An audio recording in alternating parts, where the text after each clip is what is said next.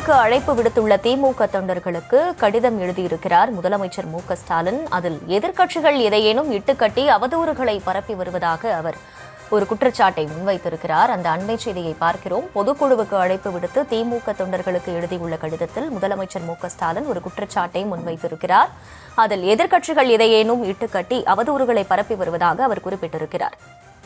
விவரங்களோடு இணைகிறார் செய்தியாளர் பாரிகார்த்திக். பாரிகார்த்திக், வணக்கம். இந்த கடிதத்தில் இடம்பெற்றிருக்கக்கூடிய முக்கிய அம்சங்கள் என்ன?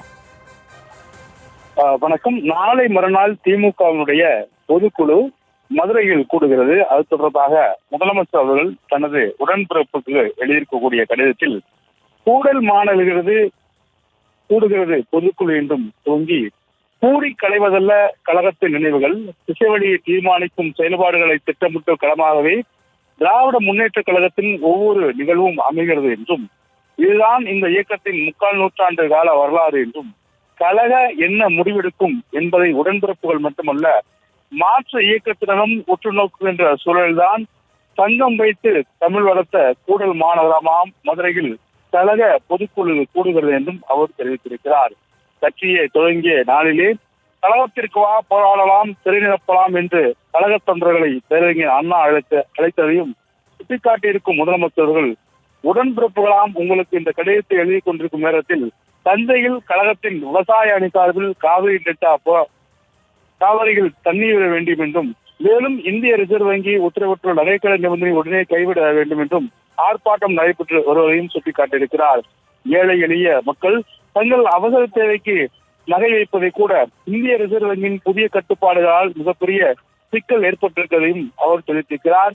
முந்தைய ஆட்சியாளர்களைப் போல பதவிக்காக மாநில உரிமைகளை மத்திய அரசிடம் அடகு வைக்கும் வழக்கம் திராவிட மாடல் அரசுக்கு இல்லை என்றும், கல்விக்கான நிதி மத்திய அரசு தர மறுத்தாலும் அண்ணா தந்த இருமொழி கொள்கையே இங்கு நிலைத்திருக்கும் என்ற உறுதித்தன்மையுடன் மாநில அரசின் நிதியும் கல்விக்கு செலவிடுகிறோம் என்றும், நகைக்கடை நிபந்தனைகளால் நாட்டுடையாக்கப்பட்ட வங்கிகள் மக்கள் நலை நாட முடியாத நிலையில் கூட்டுறவு வங்கிகள் மூலம் மக்களுக்கு உதவுகிறோம் என்றும் முதலமைச்சர் அவர்கள் சுட்டிக்காட்டியிருக்கிறார்.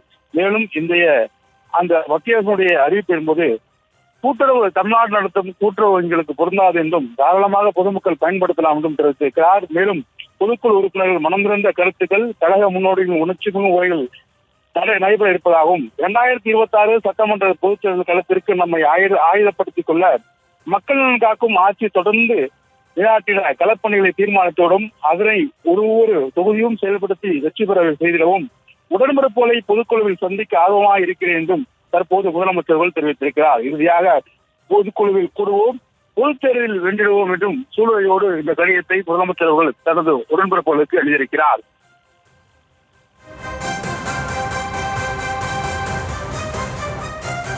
முழு விவரங்களுக்கு நன்றி பாரிகார்த்திக்.